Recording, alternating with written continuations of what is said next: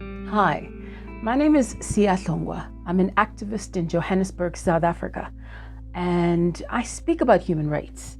I speak about social injustices, and more than just that, I use social media platforms and media in general to communicate my ideas, to communicate the social injustices, the inequities, and more than just that, I share my life lessons and my nuggets of wisdom through my experiences and lessons through my life, hopefully to share enlightenment, to spread knowledge, but more than just that as well, to also learn from you, the audience. So today, I wanted to have a conversation about forgiveness. I do think that we live in a very mundane world where we are set to just go about our business in a capitalist world. And even if you are from a socialist country and listening to this message, we go about our daily lives trying to make a living and trying to get bread on our table and keep roofs over our heads. And I don't think that we take enough time to actually analyze our emotions and look at how our psyche, the way in which we look at ourselves, the way in which we engage with others, and the way in which we conceptualize our lives and our relevance, not just in a society, but in our families. I think that these things are really critical to our health overall. Now, with that said, I wanted to take the conversation home to my own personal experiences. Now, I do think that forgiveness is important, very important. But then I think a lot of people don't actually authentically have the conversation around respect in couplement, or rather coupled with forgiveness. Now, in order for us to maintain a relative level of health, mental health that is, I think all of us need to shed the shackles of our past, to let go of past wounds, and to use our experiences, our lessons as tools to enlighten us and to push us forward and become stronger and better people in the future. But the conversation needs to happen where we consider how the lack of forgiveness or things that have angered us in our past, our traumas, our hurts, things that we should have never been subject to, or things that should never have befallen us. But unfortunately, those are a part of our past. They're a part of what makes our realities and our histories through our experience. And I think that in order for us to fully live, to fully enjoy life, and to fully reap the fruits of this existence, we need to learn and analyze just how grudges, how hurt, how wounds from the past can actually hamper us from fully expressing ourselves, from fully recognizing our fullest potentials. Now, in my life, I actually had to go back far, far, far way back to my childhood and look at how some people in my life had actually treated me in a particular way and done things to me that harmed me in a particular way and made me have hang-ups and triggers that made me also become abusive in some ways that, in most cases I wasn't fully aware. I'll give you an example. I had a relative who was particularly abusive, verbally and physically. And this person as well took it upon themselves to judge me because of my sexuality and my identity, and also just pushed forward to more than just that, to also, step into arguments with me and make me feel small and make me judge myself and not take risks and invest in myself and believe in my potentials. And I think that, as a child, we allow people, to have a pulpit in our lives, to have a platform in our lives, to make us feel about ourselves in a negative way, so much so that we don't believe that anything was possible for us.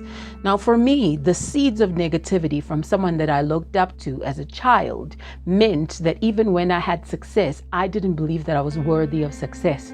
So even when I was given opportunities, I would stifle my own opportunities. I became my own barrier to my own success. When I got opportunities, I disregarded them. I didn't respect them. I didn't see them as valid for me to access because I didn't believe that I was worthy of love, worthy of success, worthy of respect. And I think that those things perpetuated themselves into me not fully being able to access the life that I deserved.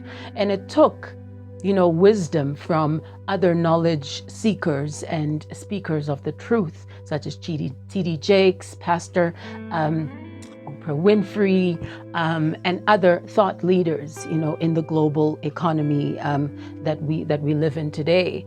And I found that the words that they had to say and the knowledge that they imparted through their words of wisdom through the internet and me viewing, their content online, I learned that I deserved more, and that no matter how hard I work, that nothing can actually take away that feeling of insignificance, that feeling of believing that I wasn't worthy of anything, and that I had to eradicate that conversation within myself, and that no money, no position, no wealth, no achievement could actually fix that problem until I had that conversation with myself to say that the people that we put in our lives on pedestals, the people that we give an opportunity to change our minds, to make us see life in a particular way, that we should actually gauge these people. We should analyze them and see how they're contributing in our lives. And are they making good progress in the things that they say?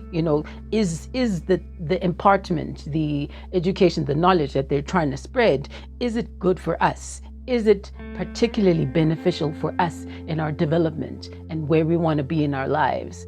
And I think for me, even though I believed that forgiveness was more about the transactional, you sort of forgiving someone for the sake of, being able to speak to them again or redevelop a relationship and mediate. But I learned that forgiveness was less about that. It was more about coming to terms with the damage that people in our lives do to us when we give them the platform to do that. And in some cases, some people don't even feel remorse. Instead, they are looking for the best opportunity, the next opportunity to destroy you even further. And I think that we live in a time where it's important for us to guard ourselves, to not just forgive, to accept what happened, yes, to fully admit our responsibility in the things that happen to us, but also to step into a space where we respect ourselves enough to distance ourselves from people that don't have a good bone in their body, people that don't have intent to sow good into your life or see positivity and growth within our, progress and our development and our ambitions and our potentials.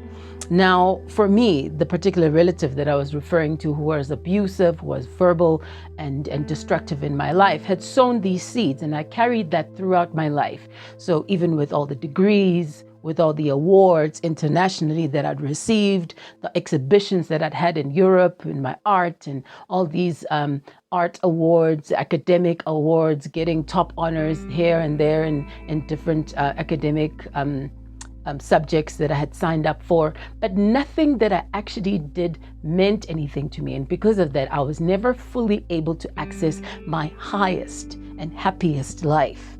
And I do think that that is the real problem when it comes to forgiveness, is that we allow hurts of the past to become malignant and to spread into other areas of our lives. And these hurts actually become disabilities, mental disabilities that hinder us from accessing our fullest lives. Now, I'd like to encourage you today to step back, to, take the time to analyze why you live the life you live and how it is that you are possibly harboring wounds and hurts from your past that are a disability, that are hindering you from becoming the person that you authentically want to become.